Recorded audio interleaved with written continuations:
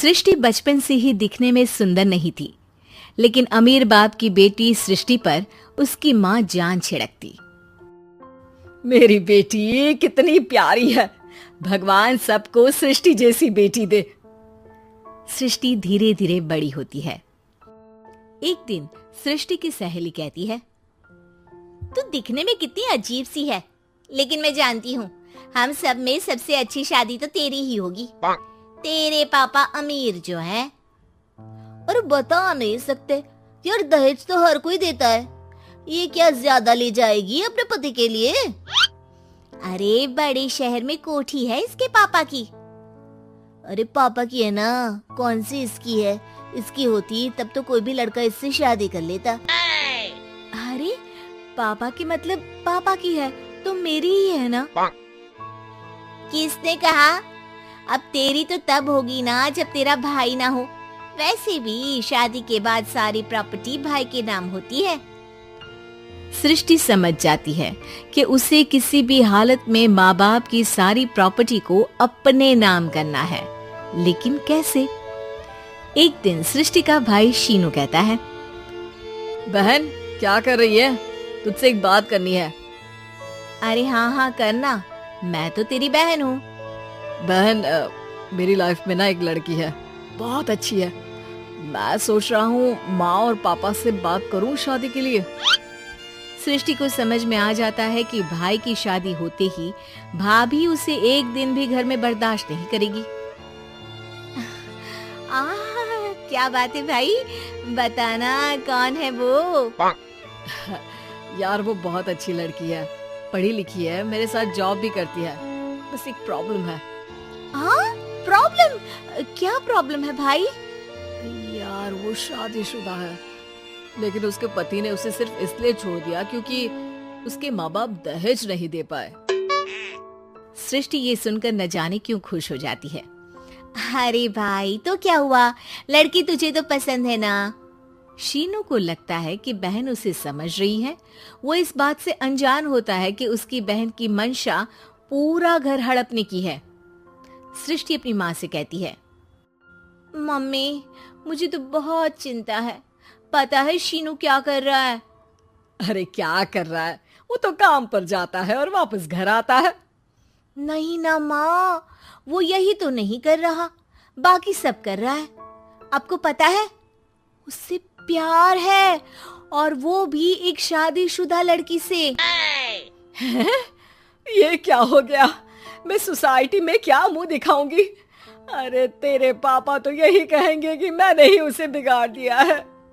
माँ देखो, मेरी बात मानो, पापा पर भी विश्वास करने की जरूरत नहीं है। अब आप ही बताओ, पापा इतनी देर घर के बाहर रहते हैं क्यों? बोलो। अरे बेटा वो तो नौकरी करते हैं ना। तू बहुत भोली है माँ। पापा का ऑफिस तो 7 बजे खत्म हो जाता है, लेकिन देखो कितनी देर से आते हैं। अरे नहीं नहीं बेटा, ऐसी कोई बात नहीं है। सृष्टि माँ को एक औरत से बात करते पिता की फोटो दिखाती है। देखो माँ कैसे हैं पापा, मैं ना कहती थी कि पापा सही नहीं है। मैं तेरे पापा से बात करूंगी, दे फोटो मुझे। ओ माँ, वो तो डिलीट हो गई। लेकिन चल, तूने तो देख लिया ना, पापा से बाद में बात कर लेना। और हाँ, मेरा नाम बिल्कुल मत लेना। हाँ माँ। अब क्या था, सृष्टि के माँ और पिता के बीच झगड़ा होना शुरू हो जाता है। सृष्टि के मन में क्या चल रहा था कोई नहीं जानता था। एक दिन, माँ सृष्टि के लिए एक लड़का देखा है, वो लोग शाम को उसे देखने आने वाले हैं। और हाँ माँ, एक खुशखबरी, मैं और पापा मिलकर एक नया बिजनेस ट्राई कर रहे हैं। शाम को लड़का आता है, सांवले रंग का। सृष्टि को तो बिल्कुल भी पसंद नहीं आता। लड़की की माँ कहती है, लड़की का चेहरा तो कोई खास नहीं, लेकिन अगर मेरे बेटे को आप लोग सेटल कर दें तो मैं उसकी शादी आपकी बेटी से करवा दूं। सृष्टि को लड़का बिल्कुल पसंद नहीं था। उसे भाई पर गुस्सा आ जाता है। लड़के वालों के जाने की बात कहती है, माँ देखा शीनू मेरे लिए कैसा लड़का लेकर आया, न दिखाने लायक न सुनने लायक, सेटल भी नहीं, वो भी हम करे। अरे माँ, मैं जानती हूँ ये मेरी शादी किसी भी घर में क्यों करवाना चाहता है। अरे कैसी बात कर रही है बहन, तूने तो देखा ना, लड़के को मैंने ही मना कर दिया तुझसे शादी के लिए। जिसने लड़का बताया था उसने उसकी बहुत तारीफ की थी। बात आई गई हो जाती है, लेकिन सृष्टि का मन शांत नहीं होता। क्या करूँ, कुछ समझ में नहीं आ रहा। मेरी शादी हो गई तो ये लोग पूरी प्रॉपर्टी शीनू के नाम कर देंगे, मेरे हाथ तो कुछ लगेगा ही नहीं। तभी सृष्टि को आइडिया आता है। वो किसी वकील को फोन करती है। जी देखिए, अगर आपके मम्मी पापा का तलाक हो जाता है तो आपके पिता की आधी प्रॉपर्टी आपकी माँ के नाम हो जाएगी, फिर उसे वो किसी को भी दे सकती है। सृष्टि अब माँ को बेटे के खिलाफ भरती है। माँ, शीनू पर नजर रखा करो, वो जिस लड़की के प्यार में है ना, वो शादीशुदा है। यहाँ आएगी, सारा पैसा, रुपया, जमीन, जायदाद सब हड़प लेगी। पापा का भी हाल तुमसे छुपा नहीं है। ऐसा ना हो कि मैं और आप एक दिन सड़क पर भीख मांगे। हे भगवान, मैं तो जीते जी मर जाऊंगी अगर ऐसा हो गया तो। ऐसा हो गया नहीं माँ, ऐसा ही होगा। अभी समय है, आगे का सोच लो। मैं तो कहती हूँ पापा से आधी प्रॉपर्टी लेकर अलग हो जाओ। पापा की आधी प्रॉपर्टी भी हम लोगों को अगर मिल जाती है ना, तो अगले 7 जन्म सफल समझो। बेचारी माँ बेटी के कहने पर पति से तलाक लेकर अलग हो जाती है। सृष्टि अब पैसों से गाड़ी और अपने दूसरे महंगे शौक पूरे करने लगी। उसके दोस्त भी उसके पैसे इस्तेमाल करते। सृष्टि, कल तुम कहाँ थी? मैं सारा दिन घर पर अकेली थी। तो मैं क्या करूं? मैंने ठेका तो नहीं लिया है ना तुम्हें संभालने का। माँ को सृष्टि से ये उम्मीद नहीं थी।